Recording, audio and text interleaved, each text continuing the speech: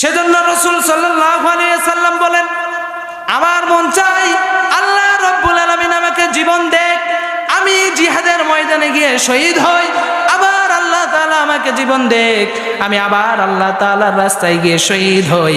Even আল্লাহ রাসূল সাল্লাল্লাহু আলাইহি ওয়াসাল্লাম বলেছেন, কোনো বান্দা যদি মনে মনে এইটা আকাঙ্ক্ষা নিয়ে থাকে, কোনো বান্দা যদি নিয়ত করে আল্লাহ রাব্বুল আলামিনকে জানিয়ে দেয় এবং দুয়ার মাধ্যমে যদি আল্লাহ রাব্বুল আলামিনকে বলে, ও আল্লাহ, আল্লাহ তুমি আমাকে দয়া করে শহীদের মর্যাদা দিও, আল্লাহ রাব্বুল আলামিন রাসূল সাল্লাল্লাহু আলাইহি ওয়াসাল্লামের মাধ্যমে জানিয়ে দিয়েছেন, কোন বান্দা যদি মনে মনে চিন্তা করে যে আল্লাহ আমাকে যেন আপনি শহীদের মর্যাদা দেন, আল্লাহ রাব্বুল আলামিন রাসূল সাল্লাল্লাহু আলাইহি ওয়াসাল্লামের মাধ্যমে জানিয়ে দিয়েছেন, ওই বান্দা যদি জিহাদের ময়দানে না যায়, বাসায় বসে বসে যদি ইন্তেকাল করে, আল্লাহ রাব্বুল আলামিন তাকে শহীদের মর্যাদা দিয়ে দিবেন।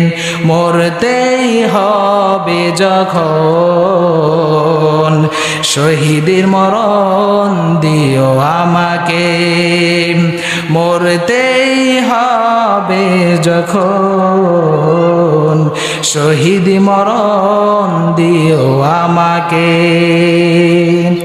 শাহাদাত জানি শুধুই জীবন, শাহাদাত জানি শুধুই জীবন, সে মরণ দিও আমাকে, মরতেই হবে যখন শহীদ মরণ দিও আমাকে। আল্লাহ রাব্বুল আলামিন আমাদের সবাইকে শহীদ মরণ দান করুন, সকলে বলে আমিন।